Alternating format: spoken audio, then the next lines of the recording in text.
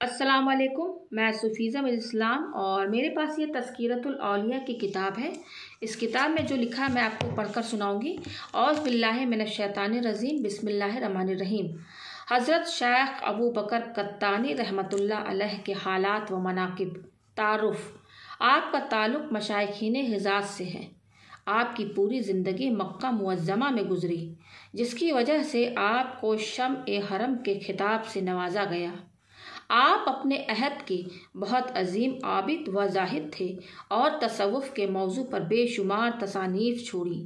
آپ نماز عشاء کے بعد سے نماز فجر تک نوافل میں روزانہ ایک قرآن ختم کرتے اور طواف کعبہ کے دوران 12,000 قرآن ختم کرتے۔ آپ کا عالم یہ تھا کہ 30 سال تک کعبہ کے پرنالے کے نیچے بیٹھے رہے اور شب و روز میں صرف ایک مرتبہ وضو کرتے، اور اس 30 سالہ مدت میں نہ تو ذکر الہی سے کبھی غافل ہوئے اور نہ ایک لمحہ کے لیے آرام فرمایا۔ حالات: کم سنی ہی میں والدہ کی اجازت سے حج کا قصد کیا، لیکن دوران سفر آپ کو غسل کی حاجت پیش آ گئی۔ چنانچہ بیداری کے بعد یہ خیال آیا کہ میں والدہ سے کسی عہد و پیمان کے بغیر ہی گھر سے نکل کھڑا ہوا ہوں، اور اس خیال کے ساتھ ہی جب گھر سے واپس آئے تو والدہ کو بہت ہی غمزدہ شکل میں دروازے پر کھڑا پایا۔ آپ نے والدہ سے سوال کیا کہ کیا آپ نے مجھے سفر کی اجازت نہیں دی تھی؟ انہوں نے کہا کہ اجازت تو یقیناً دے دی تھی، لیکن تمہارے بغیر گھر میں کسی طرح دل نہیں لگتا تھا، اور یہ عہد کر لیا تھا کہ تمہاری واپسی تک دروازے ہی پر تمہارا انتظار کروں گی۔ یہ سن کر آپ نے عزم سفر ترک کر دیا اور والدہ کی حیات تک ان کی خدمت کرتے رہے، لیکن والدہ کے انتقال کے بعد پھر سفر شروع کر دیا، اور دوران سفر قبر میں ایک ایسا مردہ دیکھا جو ہنس رہا تھا۔ آپ نے سوال کیا کہ تو مرنے کے بعد کیوں ہنستا ہے؟ اس نے جواب دیا کہ عشق خداوندی میں یہی کیفیت ہوا کرتی ہے۔ ابو الحسن مزین نے توکل اللہ سفر شروع کر دیا تو دوران سفر انہیں یہی خیال پیدا ہو گیا کہ میں ایسا عظیم بزرگ ہو گیا ہوں جو بلا زاد سفر کر سکتا ہے۔ اس تصور کے ساتھ ہی کسی نے کرخت لہجے میں کہا کہ نفس کے ساتھ درو گوئی کیوں کرتا ہے؟ انہوں نے منہ پھیر کر دیکھا تو حضرت ابو بکر قطانی کھڑے ہوئے تھے۔ چنانچہ انہوں نے اپنی غلطی کے احساس کے ساتھ فوراً توبہ کر لی۔ آپ فرمایا کرتے تھے کہ جس وقت مجھے اپنے احوال میں کچھ نقص محسوس ہوا تو میں نے طواف کے بعد بطور عز کے دعا کی، جس کے بعد اللہ تعالیٰ نے میرا وہ نقص دور فرما کر ایسا قرب عطا کیا کہ مجھے دعا بھی یاد نہ رہی۔ ارشاد ہوا کہ جب ہم خود تیرے دوست ہیں تو پھر تجھے طلب کی کیا ضرورت ہے؟ آپ فرمایا کرتے تھے کہ مجھے حضرت علی سے اس لیے کچھ بدظنی سی تھی، وہ آپ حق پر تھے اور حضرت معاویہ باطل پر، لیکن آپ کی شان میں تو حضور اکرم صلی اللہ علیہ وسلم نے لا فتح الا علی فرمایا تھا، اس لیے بتقاضائے شجاعت آپ کو خلافت معاویہ کے سپرد کر دینی چاہیے تھی تاکہ صحابہ کرام میں باہمی خورنجی نہ ہوتی۔ اسی تصور میں ایک شب میں نے خواب میں حضور اکرم صلی اللہ علیہ وسلم کے ہمراہ خلفائے اربعہ کو دیکھا، اور حضور پاک صلی اللہ علیہ وسلم نے حضرت صدیق اکبر کی جانب اشارہ کر کے مجھ سے سوال کیا کہ یہ کون ہے؟ میں نے عرض کیا کہ خلیفہ اول حضرت صدیق اکبر ہے۔ اس طرح تینوں خلفاء کے متعلق میں جواب دیتا رہا، لیکن جب حضرت علی کے متعلق سوال کیا تو میں نے اپنی کج فہمی کی وجہ سے ندامت کے ساتھ گردن جھکا لی۔ پھر حضور پاک صلی اللہ علیہ وسلم نے حضرت علی سے میرا معانقہ کروایا، اور خود جب تینوں خلفاء کے ہمراہ واپس تشریف لے گئے تو حضرت علی نے مجھ سے فرمایا کہ چل تجھے جبل ابو قبیس کی سیر کرا لاؤں۔ چنانچہ جب میں وہاں پہنچا تو زیارت کعبہ سے مشرف ہوا، اور بیداری کے بعد خود کو جبل ابو قبیس پر پایا، اور وہ بدظنی بھی میرے قلب سے رفع ہو چکی تھی جو مجھے حضرت علی کی ذات مبارکہ سے تھی۔ آپ فرمایا کرتے تھے کہ میرے ہمراہ ایک ایسا شخص رہتا ہے جس کا وجود میرے لیے بار خاطر تھا، لیکن محض مخالفت نفس کی غایت سے میں اس کے ساتھ نہایت حسن سلوک سے پیش آتا رہا، اور ایک دن جب میں اپنی جائز کمائی کے 200 درہم لے کر اس کے پاس پہنچا تو وہ مصروف عبادت تھا۔ چنانچہ میں نے وہ درہم اس کے مصلی چولہے کے نیچے رکھتے ہوئے کہا کہ تم اپنے صرفہ میں لے آنا، مگر اس نے غضبناک ہو کر کہا کہ جو لمحات میں نے 70,000 درہم کے معاوضے میں خریدے ہیں انہیں تو 200 درہم کے معاوضے میں خریدنا چاہتا ہے؟ جا، تجھے تیرے درہم کی ضرورت نہیں، جا، مجھے تیرے درہم کی ضرورت نہیں۔ چنانچہ ندامت کے ساتھ میں نے اپنے درہم واپس لے لیے، اور اس وقت مجھے جتنا اپنے ذلت اور اس کی عظمت کا احساس ہوا اس سے قبل کبھی نہیں ہوا تھا۔ آپ کے کسی مرید کے انتقال کے وقت آنکھیں کھول کر زیارت کعبہ شروع کر دی تو اسی وقت ایک اونٹ نے آ کر اس کی ایسی لات رسید کی کہ آنکھوں کے دونوں ڈھیلے باہر نکل پڑے، اور آپ کو بذریعہ الہام یہ مکاشفہ ہوا کہ اس وقت اس مرید کو ارادت غیبی سے مکاشفہ حقیقی حاصل تھا، اور چونکہ صاحب کعبہ کے مشاہدے کی صورت میں جانب کعبہ نظر ڈالنا درست نہیں، اس لیے اس کو یہ سزا دی گئی۔ کسی بزرگ نے باب بنی شیبہ سے نکل کر آپ سے کہا کہ مقام ابراہیم میں ایک محدث حدیث بیان کر رہے ہیں، آپ بھی تشریف لے چلیے۔ آپ نے پوچھا کہ وہ کس سند کے ساتھ حدیث بیان کرتے ہیں؟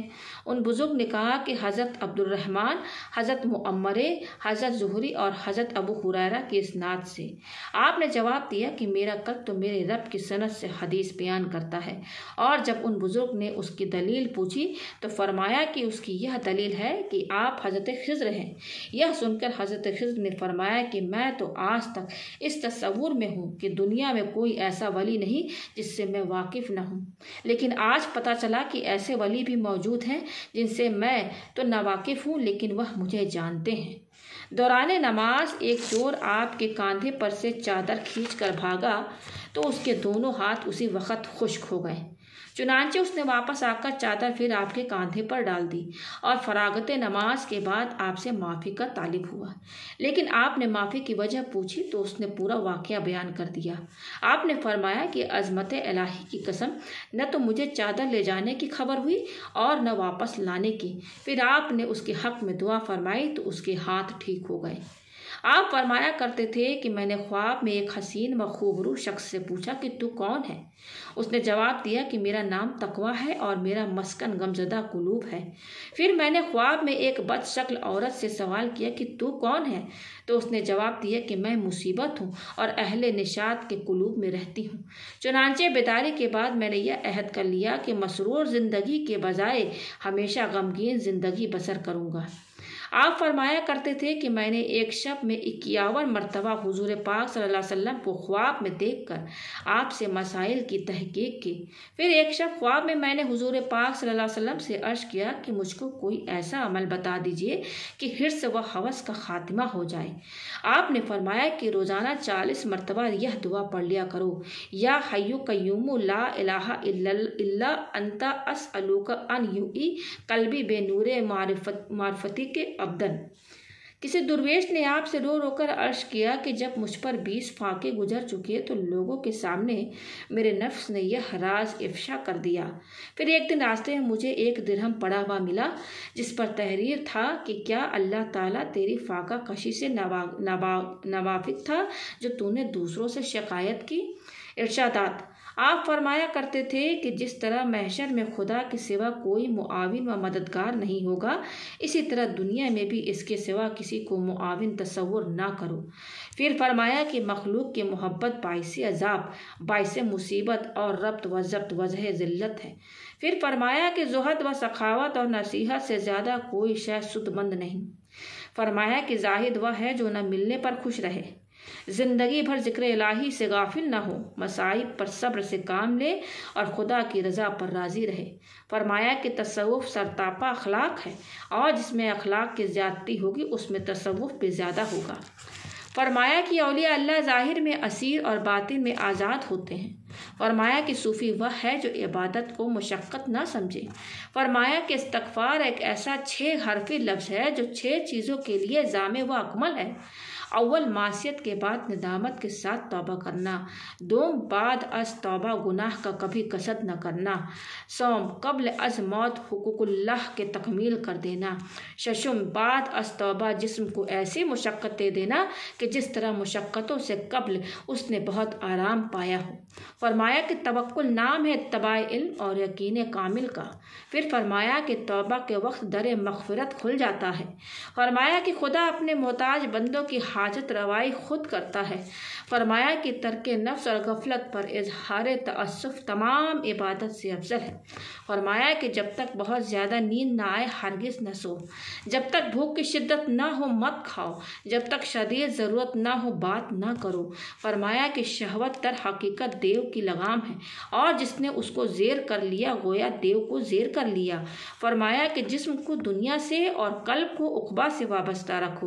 فرمایا کہ یہ تین چیزیں دین کے اساس ہیں، اول حق، دوم عدل، سوم صدیق۔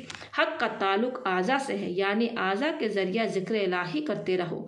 عدل کا تعلق قلب سے ہے، یعنی بذریعہ قلب نیک و بد میں تمیز کرو۔ اور صدیق کا تعلق عقل سے ہے، یعنی عقل کے ذریعے خدا کو پہچانو۔ پھر فرمایا کہ نسیم سحری من جانب اللہ ایک ایسی ہوا ہے جس کا قیام عرش کے نیچے اور وہ دم صبح دنیا میں پھر کر خدا کے بندوں کے گریہ وزاری اور طلب مغفرت اپنے ہمراہ لے جا کر خدا کے حضور پیش کر دیتی ہے۔ وفات، انتقال کے وقت جب لوگوں نے سوال کیا کہ آپ کو یہ مراتب کیسے حاصل ہوئے، فرمایا کہ میں نے 40 سال قلب کی اس طرح نگرانی کی ہے کہ یاد الہی کے سوا اس میں کسی کو جگہ نہیں دی، حتیٰ کہ میرے قلب نے خدا کے سوا ہر شے کو فراموش کر دیا تھا۔ پھر فرمایا کہ اگر میرا آخری وقت نہ ہوتا تو میں اس کو افشا نہ کرتا۔ یہ فرما کر انتقال ہو گئے۔